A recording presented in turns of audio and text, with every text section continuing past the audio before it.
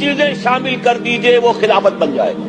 پہلی چیز اللہ کی حاکمیت طے کر دیا جائے، چاہے دستور کی پہلی دفعہ یہی ہو کہ اس ملک کا نام یونائیٹڈ اسٹیٹس آف امریکہ ہے، یا ہم کہیں اس ملک کا نام پاکستان ہے، وغیرہ وغیرہ، لیکن جو بنیادی بات ہوگی یہاں حاکمیت اللہ کی ہے، انسانوں کی نہیں۔ دوسری شرط، کسی بھی سطح پر کوئی قانون سازی کتاب و سنت کے منافی نہیں ہو سکتی۔ تیسری شرط، مخلوط قومیت کی نفی۔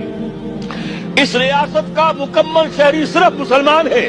میں نے ڈیفینیشن میں کہا تھا اللہ کی حاکمیت کے تحت مسلمانوں کی حکومت۔ جو اللہ کو نہیں مانتا، رسول کو نہیں مانتا، وہ اللہ کا باغی ہے۔